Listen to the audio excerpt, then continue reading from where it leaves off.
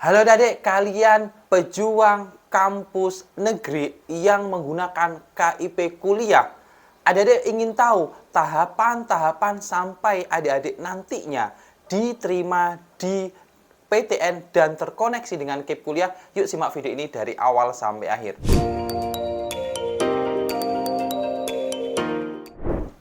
Halo adik, assalamualaikum warahmatullahi wabarakatuh dan salam jumpa. Kembali lagi di channel dari kampus yang tentunya inspiratif, akuratif, dan edukatif.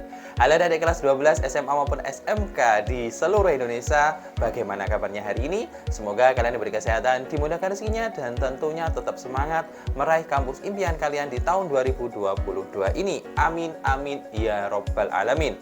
Baik, pada kesempatan kali ini di Hari Kampus akan membahas seputar tahapan-tahapan sampai adik-adik menerima KIP kuliah di jalur SBMPTN dan seleksi mandiri yang ternyata sampai 6 bulan ke depan, seperti Universitas Jember, kemudian Universitas Negeri Malang, maupun universitas-universitas yang ada di Indonesia. Wah, lalu solusinya bagaimana? Apa yang harus disiapkan? Yuk simak video ini dari awal sampai akhir agar adik-adik mendapatkan informasi secara utuh dan menyeluruh.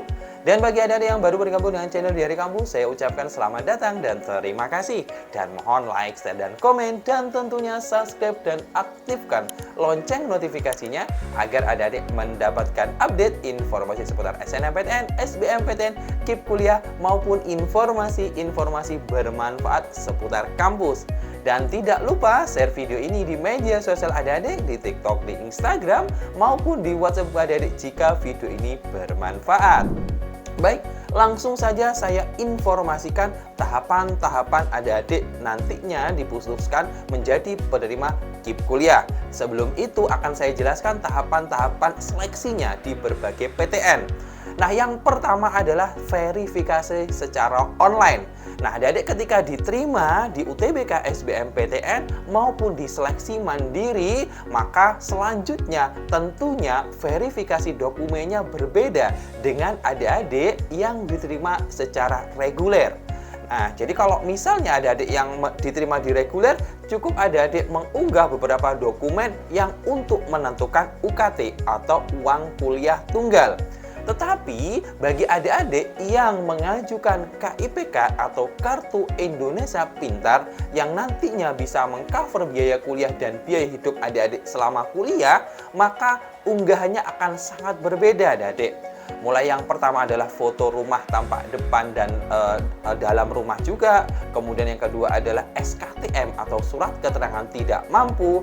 Kemudian surat penghasilan, kemudian NJOP, dan lain sebagainya adik-adik. Yang tentunya yang tidak lupa, yang paling diutamakan adalah pemegang Kartu Indonesia Pintar, kemudian kartu sosial yang terkoneksi dengan data DTKS ya adik-adik.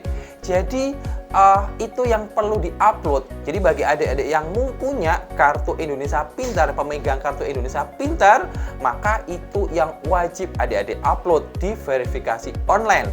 Jadi kalau misalnya itu tidak pernah adik-adik upload ketika daftar ulang, maka itu akan mengurangi penilaian dari PTN-PTN itu sendiri ya adik-adik.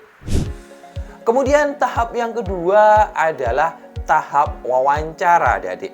Nah, memang ada beberapa hal yang beberapa PTN seperti ITS, kemudian ITB, kemudian UNPAD itu tidak melaksanakan tahapan wawancara.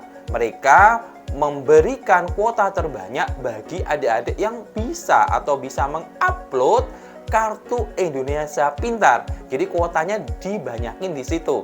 Ketika nanti ada sisa baru untuk adik-adik yang non pemegang kartu KIPK.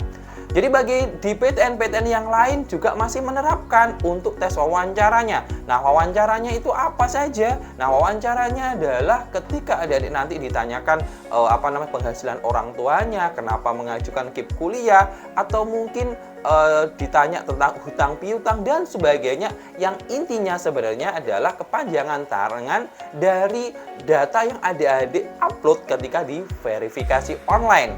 Jadi silahkan dijawab dengan baik dan benar sesuai dengan keadaannya adik-adik. Ingat, untuk penentuan KIP kuliah bukan ditentukan oleh pejabat desa, pemerintah, dan sebagainya. Jadi tolak ukurnya yang menentukan adalah masing-masing PTN. Bisa saja gajinya orang tua kalian besar, tetapi penghasilannya dan pengeluarannya tidak sebanding. Maka PTN juga berhak atau menentukan penerima KIP kuliah. Jadi adik-adik tidak perlu khawatir, tidak perlu overthinking di tahap wawancara ini. Nah, kemudian tahap ketiga adalah survei rumah atau survei kelayakan di lokasi pelamar KIP kuliah. Nah, survei ini berupa kunjungan dari tim dari masing-masing PTN itu ke rumah adik-adik. Nah, saran saya adalah ketika kunjungan itu ada, orang tua adik-adik harus di rumah. Kemudian silahkan menggunakan rumah adik-adik sendiri. Entah itu bagus, kurang bagus, dan sebagainya. Jadi, jangan dibuat-buat adik-adik. Jadi, kalau misalnya saran saya, ini nanti dibuat-buat dan ketahuan oleh tim verifikator, adik-adik akan didiskualifikasi dari penerimaan KIP kuliah. Jadi selama 1-3 bulan ke depan memang adik-adik akan disurvei lokasi, datang ke rumah adik-adik karena sekarang sudah pandeminya berakhir.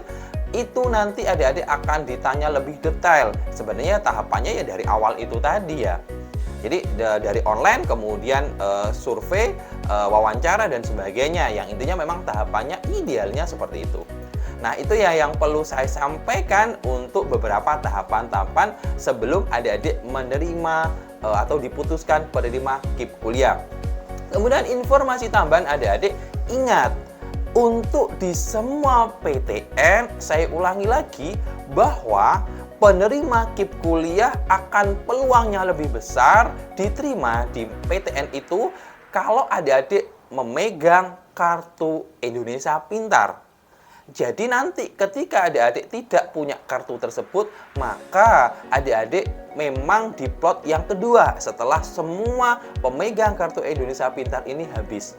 Namun juga ada beberapa PTN yang tidak terpenuhi. Jadi banyak slot yang ternyata pelamarnya tidak punya kartu Indonesia Pintar. Jadi itu masih punya peluang yang besar adik-adik. Jadi adik-adik yang penting siapkan dengan baik, dengan teliti semua dokumen yang disyaratkan, maka peluangnya akan jauh lebih besar. Kemudian selanjutnya adalah setelah tahapan-tahapan itu akan saya sampaikan kira-kira kapan adik-adik menerima bantuan itu. Nah, itu yang banyak ditanyakan oleh masing-masing peserta KIPK ya adik-adik.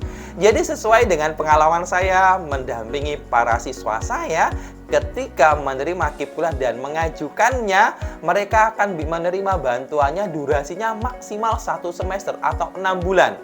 Mekanisme beragam. Ada beberapa PTN yang adik-adik harus membayar UKT terlebih dahulu, ada juga yang ditunda.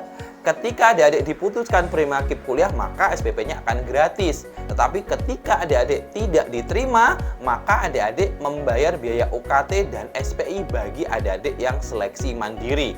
Jadi adik-adik tidak perlu khawatir, silahkan kalian lihat di web resminya masing-masing PTN ketika adik-adik mengajukan KIP kuliah ya adik-adik. Entah itu di Kemendikbud maupun di Kemenak. Yang tentunya memang masing-masing PTN beragam. Waktunya juga beragam. Ada yang langsung diverifikasi secara online seperti di ITS, Unpad maupun ITB. Tapi ada juga yang butuh waktu berbulan-bulan untuk memverifikasi karena memang kebijakan dari kampus tersebut adik-adik harus sesuai dengan SOP-nya secara online, kemudian wawancara, kemudian nanti ada dari tim verifikasi datang ke rumah adik-adik untuk mengunjungi rumah adik-adik. Jadi itu kemudian kesimpulan dari video kali ini. Yang pertama adalah silahkan upload berkas-berkas yang disyaratkan secara online. Kemudian ketika nanti ada sesi wawancara silahkan jawab sesuai dengan keadaannya adik-adik. Dan kemudian yang terakhir ketika survei lokasi jangan sekali-kali adik-adik memberikan informasi yang kurang benar. Karena kalau adik-adik tidak menginformasikan secara benar, maka kalau verifikatornya itu tahu, maka adik-adik akan didiskualifikasi. Dan silahkan tunggu sampai 1 semester ke depan. Karena nanti kalau misalnya adik-adik menerima KIP kuliah, kemudian nanti lebih dari 1 atau 2 bulan, biasanya akan diropel biaya hidup adik-adik bisa 3-4 bulan ke depan. Jadi itu silahkan tunggu, sabar dan berdoa semoga adik-adik bisa menjadi penerima KIP kuliah yang tentunya bisa membantu ekonomi dan keuangan adik-adik ketika masuk di perguruan tinggi adik-adik yang diinginkan. Itu saja yang perlu saya sampaikan di video kali ini. Kurang lebihnya wassalamualaikum warahmatullahi wabarakatuh dan salam jumpa.